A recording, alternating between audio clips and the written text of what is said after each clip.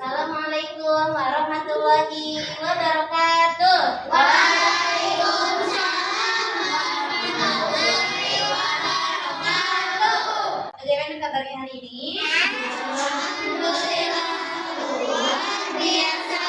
Allah Akbar. Oke anak-anak, sebelum kita memulai pelajaran, kita untuk Ananda Albi. Sebelum kita belajar, mari kita mulai.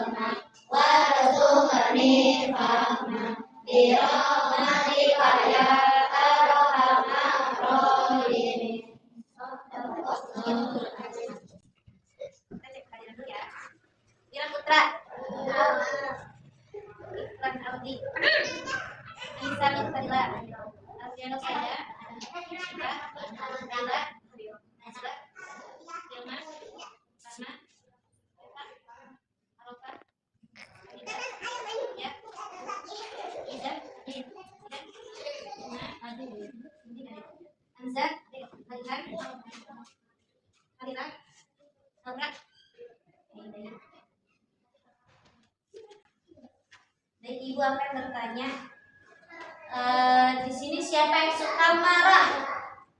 Siapa yang suka marah? Coba siapa yang suka marah? Marah itu gak apa-apa kok, normal. Hanya marah itu ada cara bagaimana kita harus menahan marah, gitu ya. Kalau misalkan kita marah itu alami gitu ya, ketika kita tapi marah itu bukan berarti marah sampai dulu harus sampai memukul teman, itu tidak boleh. Tapi ada cara-caranya untuk kita menahan amarah. Coba di sini siapa yang suka marah? Waktu diejek sama temannya, atau waktu kalah dalam permainan, atau ketika mainannya nggak sengaja dirusakin sama teman. Siapa yang pernah marah? Gak apa-apa. Marah itu gak apa-apa. Hanya ada cara-cara bagaimana sih menahan amarah ketika kita marah agar tidak meluap-luap, agar tidak menyakiti teman. Ketika kita bermain, terus kita salah satu teman kita ada yang ngejek kita, terus kita pukul, itu baik atau tidak? Tidak, itu tidak baik. Marah itu bisa menyebabkan kita emosi yang menggebu-gebu, terus dapat merugikan kita. Ketika kita marah, terus kita lempar-lempar barang, itu baik tidak? Tidak, itu dapat merugikan.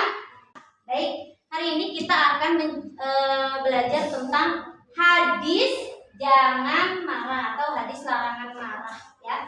Kenapa kita harus belajar ini? Tujuan pembelajaran hari ini adalah untuk kita agar memahami apa sih hadis marah itu, bagaimana sih hadis marah itu, dan bagaimana sih cara kita untuk mengelola amarah itu ketika amarah itu muncul di dalam diri kita. Bagaimana sih kita harus bersikap sabar dalam menjalani kehidupan kita sehari-hari, kan?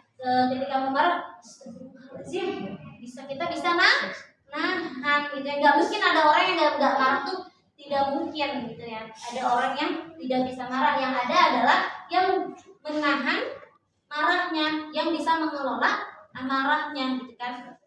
Seperti di dalam hadis Rasulullah SAW, yang Rasulullah bersabda, la taghdab walakal jannah, artinya janganlah kamu marah bagi surga. Siapa yang masuk surga? Salah satunya itu apa? Harus bisa menahan marah. Bagaimana sih cara menahan marah itu? Yang pertama, diam. Kalau kita mau marah, diam dulu. Astagfirullahaladzim. Jangan marah. Ya tadi apa?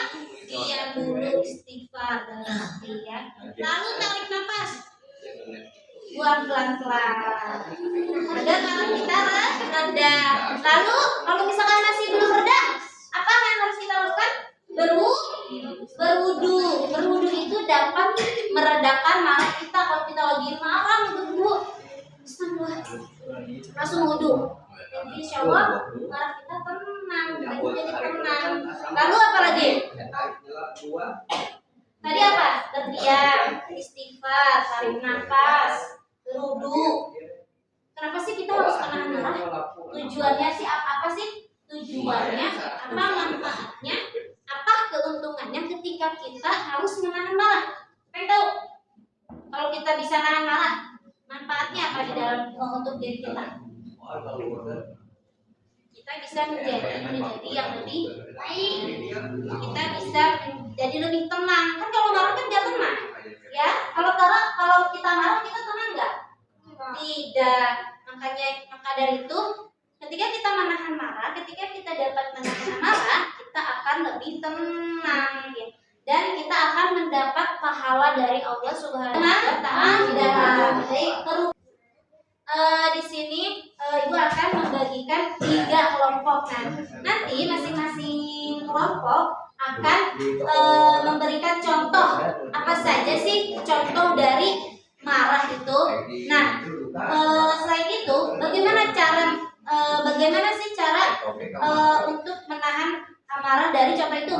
Ketika kita diajak teman, nah bagaimana kita cara menahan marahnya agar baik-baik saja, agar tidak ada pertengkaran, agar tidak ada perkelahian, ya, agar tidak ada yang nangis. Kan nanti kalau misalkan kita di sekolah saat ngejek-ngejekan ada yang nangis, ya itu tidak boleh. Baik, kelompok 1.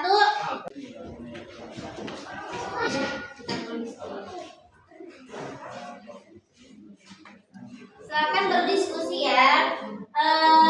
Sesama teman harus saling memberikan jawaban, harus saling memberikan tanggapan, dan harus saling menghargai pendapat temannya masing-masing ya.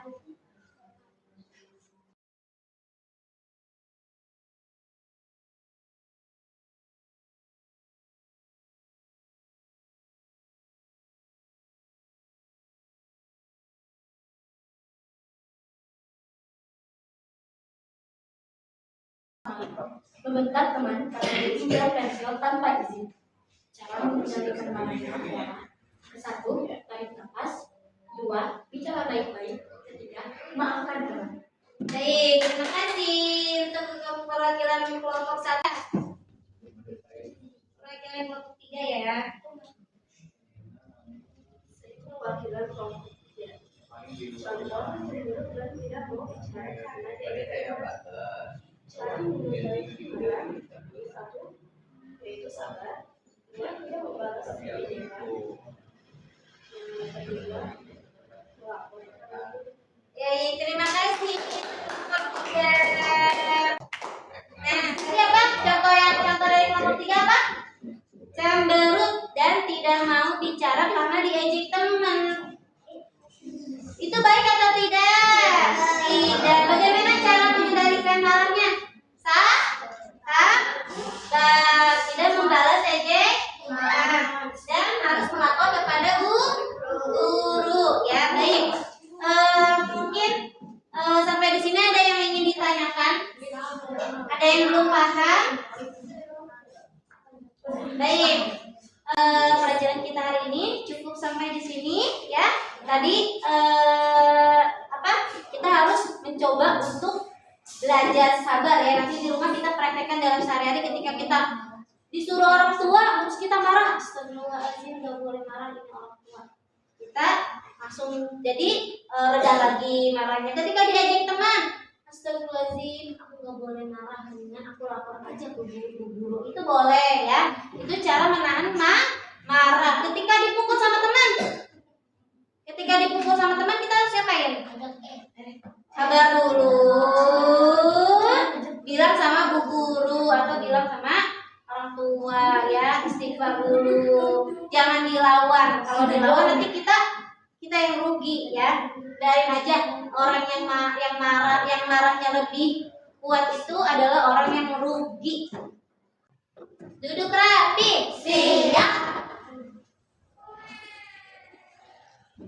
Kalau kita pulang, mari kita baca. Mulai.